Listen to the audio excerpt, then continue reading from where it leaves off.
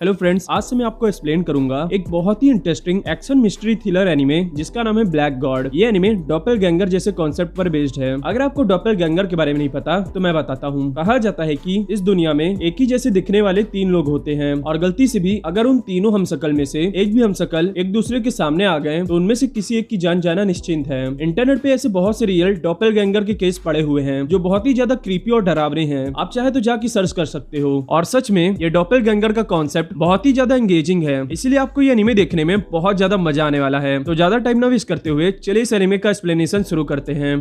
Anime की starting में हमें एक लड़की सानो दिखाई जाती है जो हमारे लीड कैरेक्टर इबुकी को फोन मिलाकर बोलती है, हे क्या तुम अभी भी सो रहे हो? उठ जाओ, नहीं तो तुम स्कूल के लिए लेट हो जाओगे। और हाँ, मैंने तुम्हारा फेवरेट ब्रेकफास्ट बनाया है, प्लीज उसे खा लेना। ये बोलकर जब वो फोन रखने वाली होती है तभी उसकी यूनिफॉर्म लॉकर के हैंडल में फंस जाती है, जिसकी वजह से उसकी यूनिफॉर्म का बटन टूट जाता है। और अपने यूनिफॉर्म को देखकर वो चिल्लाकर बोलती है, अरे मेरी यूनिफॉर्म। और उसे परेशान देखकर इबुकी फोन काट देता है। जिसके बाद वो अपने अपार्टमेंट से बाहर जाता है तो उसके पड़ोस में रहने वाली छोटी बच्ची मायू बोलती है, बड़े भैया गुड मॉर्निंग। इबुकी बोलता है, गुड मॉर्निंग, क्या हुआ यहाँ नीचे भीड़ क्यों लगी है? मायू की मम्मी बोलती है, मायू की फ्रेंड की मम्मी का एक्सीडेंट हो गया, पर चलो अच्छा है कि कार ज्यादा तेज नहीं थी इसलिए उन्हें ज्यादा चोट नहीं लगी। वैसे इबुकी तुम भी तो बहुत ज्यादा परेशान रहते होगे ना, कभी कदार आकर हमारे घर ही खाना खा लिया करो। इबुकी बोलता है, मेरा मन तो बहुत है आंटी, पर क्या करूँ आज मेरा अपॉइंटमेंट है, माफ करिएगा पर मुझे जाना होगा। अच्छा ठीक है मायू, मैं चलता हूँ। ये बोलकर इबुकी अपने स्कूल के लिए निकल जाता है। और स्कूल जाते समय इबुकी मन में बोलता है, आप जितना दूसरों के साथ रिश्ता बनाओगे आपकी लाइफ भी उतनी ही इफेक्ट होगी और बाद में आपको ही परेशानी होगी, इसलिए तो मैं सबके साथ दिखावे का रिश्ता रखता हूँ। तभी उसे स्कूल जाते समय उसकी क्लासमेट रीजा मिलती है जो इबुकी से बोलती है, हे इबुकी देखो मैं आज रात के कॉन्सर्ट की 2 टिकट जीत गई हूँ। इबुकी बोलता है, तो फिर क्या तुम मुझे इनवाइट कर रही हो अपने साथ जाने के लिए? रीजा बोलती है, अरे नहीं, मैं तो सिजुका के साथ जा रही हूँ। इबुकी रूड वे में बोलता है, तो फिर ये तुम मुझे क्यों दिखा रही हो? रीजा बोलती है, अरे इबुकी गुस्सा मत हो, तुम मेरे साथ अगली बार चले जाना। इबुकी बोलता है, अरे मैं तो मजाक कर रहा था। जिसके बाद वो दोनों स्कूल पहुंच जाते हैं और स्कूल खत्म होने के बाद इबुकी के क्लासमेट उसे कैरियोके के लिए इनवाइट करते हैं, पर वो फिर से बहाना बनाकर उन्हें मना कर देता है। जिसके बाद जब वो स्कूल से दोबारा घर जा रहा होता है तभी उसे अपनी मरी हुई मम्मी की हमशक्ल दिखती है जो हुबहू इबुकी के मॉम जैसी दिख रही थी। इसीलिए उस औरत को देखकर इबुकी बहुत ज्यादा हैरान हो जाता है और जल्दी से उसका पीछा करने लगता है, पर वो औरत मेट्रो में बैठकर बहुत दूर निकल जाती है। और उस औरत के जाने के बाद इबुकी मन में सोचने लगता है, मैंने और मेरी माँ ने उस दिन भी इस औरत को देखा था जो बिल्कुल माँ जैसी दिखती थी, इसलिए मैं और मेरी माँ दोनों बहुत ज्यादा हैरान हो गए थे। पर फिर उसी दिन मेरे मॉम की कार एक्सीडेंट में जान चली गई। और वहीं दूसरी ओर हमें रीजा और सिजुका कॉन्सर्ट में दिखाई जाती हैं। तभी सिजुका बोलती है, हे रीजा क्या तुम्हारी कोई बहन है? रीजा बोलती है, नहीं मेरी कोई बहन नहीं है, पर हाँ एक भाई है जो बिल्कुल बहन जैसा बिहेव करता है। सिजुका बोलती है, तो फिर वो कौन है रीजा जो बिल्कुल तुम्हारी तरह दिख रही है? रीजा बोलती है, हाँ यार वो तो बिल्कुल मेरी जैसी दिख रही है, लगता है डॉपलगैंगर सच में होते हैं। चलो छोड़ो यार, हमें कॉन्सर्ट एंजॉय करना चाहिए। ये बोलकर वो दोनों कॉन्सर्ट एंजॉय करने लगते हैं। जिसके बाद हमें दूसरे दिन का सीन दिखाया जाता है जहाँ इबुकी स्कूल जाता है तो रीजा उससे बोलती है, हे इबुकी तुम्हें पता है ये सच है कि इस दुनिया में एक तरह के दिखने वाले 3 लोग होते हैं। हमने कल ही एक लड़की को देखा जो हुबहू मेरे तरह दिख रही थी, क्या पता शायद वो मेरी हमशक्ल थी। इबुकी बोलता है, हे प्लीज तुम अब से थोड़ा सावधान रहना, लोग कहते हैं कि अगर कोई इंसान अपने ही हमशक्ल को देख ले तो उसकी जान चली जाती है। रीजा और सिजुका बोलते हैं, हे तुम ये क्या बोल रहे हो, ऐसा कुछ भी नहीं होता है।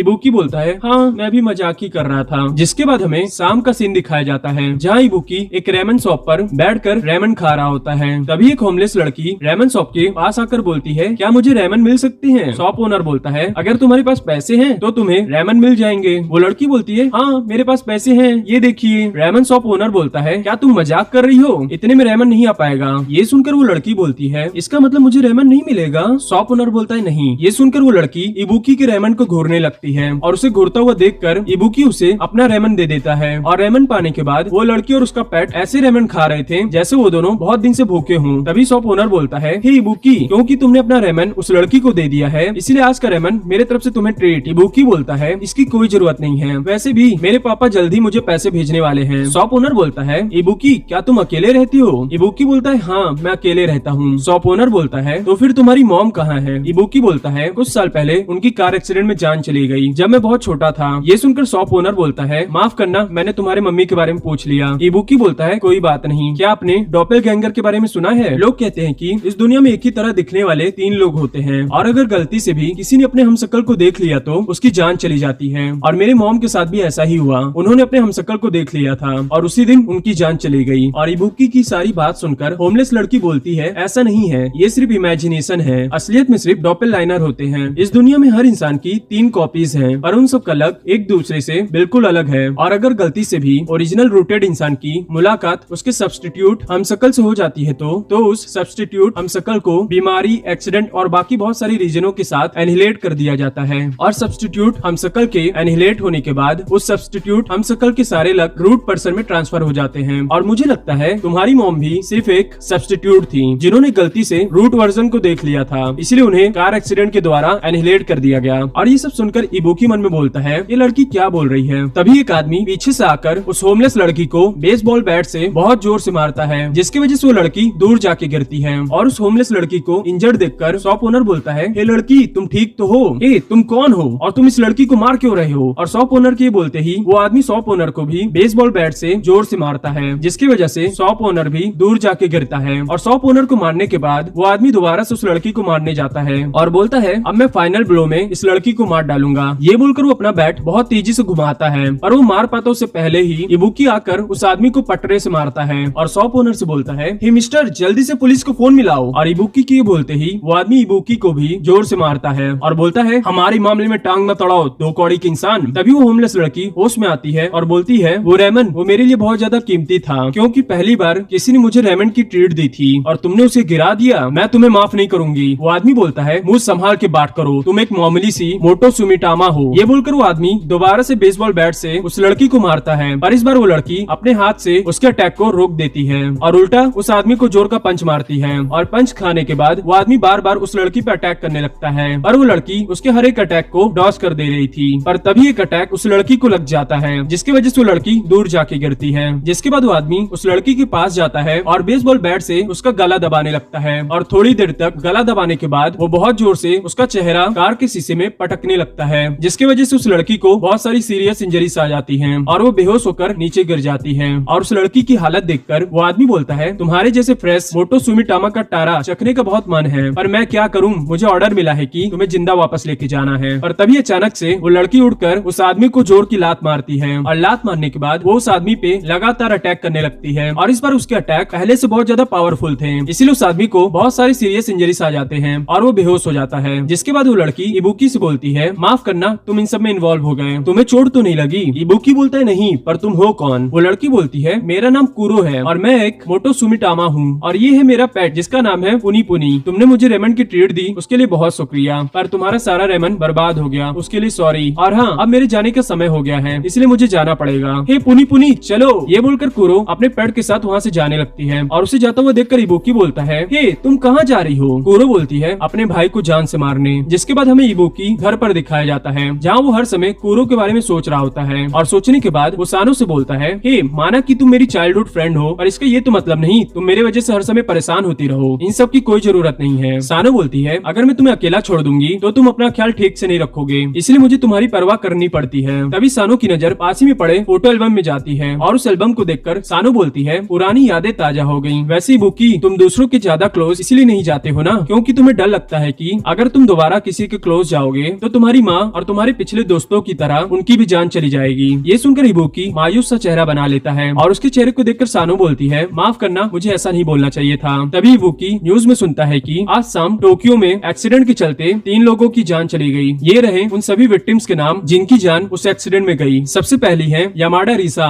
इनकी उम्र 17 साल थी। ये सुनकर इबुकी बहुत ज्यादा शॉक हो जाता है। जिसके बाद हमें दूसरे दिन स्कूल का सीन दिखाया जाता है जहाँ सभी लोग रिजा को लेकर बहुत ज्यादा दुखी थे और उसके डेथ का गम मना रहे थे। इसलिए इबुकी भी फ्रस्ट्रेशन में सी साइड एरिया पर जाकर जोर जोर से चिल्लाने लगता है और अपनी पूरी फ्रस्ट्रेशन निकालने के बाद इबुकी वापस घर जा रहा होता है। तभी उसे रोड क्रॉस करते समय मायू मिलती है जो इबुकी से बोलती है भैया आपको पता है आज सुबह मैंने एक लड़की को देखा जो बिल्कुल मेरे जैसी दिख रही थी। ये सुनकर इबुकी बहुत ज्यादा टेंशन में आ जाता है और उतने में ट्रैफिक लाइट ग्रीन हो जाती है और ट्रैफिक लाइट के ग्रीन होते ही मायू भागकर रोड क्रॉस करने लगती है। पर तभी एक तेज कार आकर आप समझ जाइए इसके बाद क्या हुआ। और उस पूरे सीन को देखकर इबुकी बहुत ज्यादा डर जाता है और उसे ये विश्वास हो जाता है कि ये डोपेलगैंगर वाली बात सच है। तभी वहाँ कुरो आती है और इबुकी से बोलती है लगता है ये लड़की भी सिर्फ एक सब्स्टिट्यूट थी। और यहीं पर ये एपिसोड खत्म होता है। मैं आशा करता हूँ आपको मेरा एक्सप्लेनेशन अच्छा लगा होगा। अगर अच्छा लगा है तो वीडियो को लाइक शेयर सब्सक्राइब कर दीजिए। और हाँ, ये एनीमे सच में बहुत ज्यादा अच्छी है, इसलिए क्रंची रोल पे जाके इसे एक बार जरूर देख लीजिएगा।